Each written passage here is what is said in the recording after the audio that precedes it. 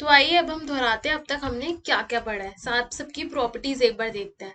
सबसे पहले किसी चतुर्भुज के कोणों का योग 360 डिग्री होता है, मतलब जो क्वाड्रिलेटरल होता है उसके सारे एंगल का सम क्या होता है 360 डिग्री। मैंने आपको ये समझा दिया था दो ट्राइंगल में डिवाइड करके एंगल सम प्रॉपर्टी से।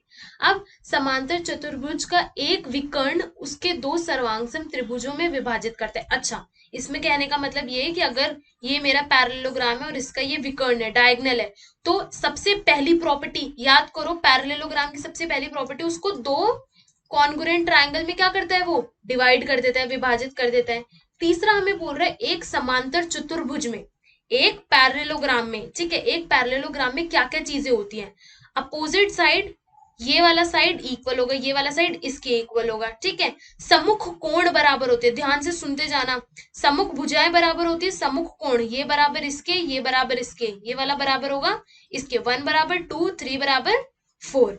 उसके बाद विकर्ण परस्पर सम द्विभाजित करते हैं, विकर्ण सम द्विभाजित करते हैं मतलब कि इसके ये जो डायगोनल है ये एक दूसरे को बाइसेक्ट करते हैं, इक्वल पार्ट में डिवाइड करते हैं, ये इसके बराबर, ये इसके बराबर। समझ में आ गई पैरेललोग्राम की प्रॉपर्टी। उसके बाद हम अगर बात करते हैं एक चतुर्भुज समांतर चतुर्भुज होता है, ये वाली हमने बात कर ली, जब भुजाएं बराबर हो, सम्मुख कोण बराबर हो, विकोण परस्पर बाइसेक्ट करें, समद्विभाजित करें, और सम्मुख भुजाओं का एक युग्म बराबर हो और समांतर हो, मतलब कि ये हमारा बराबर भी हो और इसके पैरेलल भी हो, ठीक है। पैरेललोग्राम में तो पैरेलल तो लाइन होनी ही चाहिए।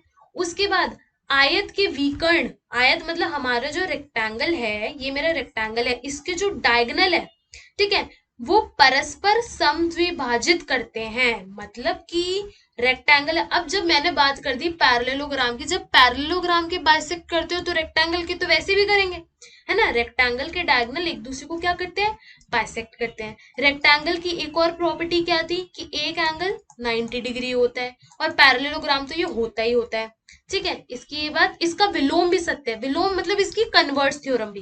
कन्वर्स का मतलब है अगर मेरा ये रेक्टेंगल है और अगर ये 90 डिग्री है तो ये क्या है, मेरा पैरेललोग्राम है, ठीक है। और अगर कोई मेरा पैरेललोग्राम है जिसका ये 90 डिग्री है तो ये रेक्टेंगल है। आगे चीज समझ में, वही कन्वर्स वही चीज होती है। उसके बाद सम चतुर्भुज मतलब कि रोम्बस के जो डायगोनल होते हैं परस्पर समकोण पर समद्विभाजित करते हैं, परस्पर समकोण मतलब 90 डिग्री एंगल पर बाइसेक्ट करते हैं। आ रही चीज समझ में, ये मेरा रोम्बस है, बाइसेक्ट तो करते हैं ये तो हमें पता है, ये इसके बराबर है, ये इसके बराबर है, लेकिन समकोण बनाते हैं, ये 90 डिग्री, ये 90 डिग्री, ये 90 डिग्री और ये 90 डिग्री, जबकि ऐसा हमारा वर्ग और रेक्टेंगल में नहीं होता है, ठीक है। वर्ग के विकर्ण परस्पर समकोण पर समद्विभाजित करते हैं, ये भी मतलब कि ये चीज देखो, हमारे जो स्क्वायर है ना उसमें जितनी भी चीजें आपने रेक्टेंगल में जो पढ़ी, आपने रोम्बस में जो पढ़ी, आपने पैरेललोग्राम में जो पढ़ी, वो सारी की सारी मेरे वर्ग में आ जाती है। वर्ग, अब देखो ये मेरा है स्क्वायर, स्क्वायर में मैं ये पढ़ूंगी, ये विकर्ण बाइसेक्ट तो करेंगे, ठीक है। बाइसेक्ट करने के बाद ये 90-90 डिग्री भी बनाएंगे, ये भी इनका जो होगा वो भी 90 डिग्री होगा, ये जो एंगल है ना ये सारे एंगल भी क्या होंगे 90 डिग्री। रेक्टेंगल की प्रॉपर्टी आ गई, रोम्बस की प्रॉपर्टी आ गई, पैरेललोग्राम ये वैसे भी है क्योंकि ये इसके पैरेलल, ये इसके पैरेलल, ये इसके पैरेलल, ये इसके पैरेलल, और इसमें सारी साइड क्या होती है, बराबर होती है। उसके बाद अगर हम देखें किसी त्रिभुज की किन्हीं दो भुजाओं के मध्य बिंदु का को मिलाने वाला रेखाखंड किसी तीसरी भुजा के समांतर होता है और उसका आधा होता है, ये हमारी कौन सी थ्योरम है, ये हमारी मिड पॉइंट थ्योरम है। मिड पॉइंट थ्योरम क्या बोलती है, ये अगर मेरा ऐसे ट्रायंगल है, ठीक है, ये बीच से एक लाइन जा रही है ए बी सी और ये है मेरा ई और एफ, तो ये बोलती है ये जो ई एफ है वो पैरेलल होगा बीसी के, ई एफ पैरेलल है बीसी के, ये हमने प्रूफ करना भी देख लिया, ठीक है। प्रूफ करना आना चाहिए और ये एग्जाम में आ सकता है, मिड पॉइंट थ्योरम प्रूफ करो, ये काफी ज्यादा इंपॉर्टेंट है। दूसरा हमने ये देखा जो ई एफ है वो किसका है, आधा है बीसी का, हमने कंस्ट्रक्शन करके पूरा सीखा था ना, इसको आगे कंस्ट्रक्ट किया, ये यहाँ पे लाइन बनाई, तो वैसे।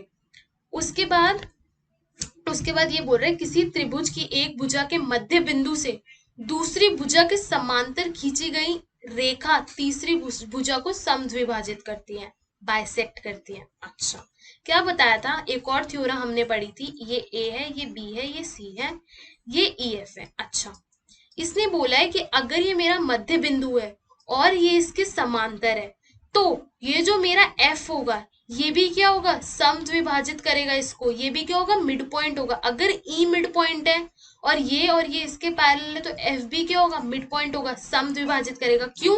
क्योंकि ये थ्योरम दूसरी है मेरी, दूसरी थ्योरम मिड पॉइंट वाली। आगे चीज याद। अब आखिरी चीज क्या है, किसी चतुर्भुज की भुजाओं के मध्य बिंदु को एक क्रम से मिलाने वाले रेखाखंड द्वारा बना चतुर्भुज एक समांतर चतुर्भुज होता है। इसका मतलब है अगर मेरा ये कोई क्वाड्रिलेटरल है, ठीक है, इसकी भुजाओं के मध्य बिंदु, ये इसकी भुजाओं के मध्य बिंदु मैंने ले लिए, ठीक है, को एक क्रम से मिलाने वाले रेखाखंड, अगर मैं इन सबको ऐसे मिला रही हूँ, ठीक है, तो क्या होता है, ये जो मेरा बनकर आ रहा है ना अंदर, ये क्या होगा, मेरा पैरेललोग्राम होगा। ये भी क्या होगा, एक चतुर्भुज होगा। एक चतुर्भुज है, उसके अंदर भी जो हम बना रहे हैं मिड पॉइंट से, मध्य बिंदु से, वो भी क्या होगा, चतुर्भुज होगा। तो यहीं पे हमारा पाठ समाप्त होता है।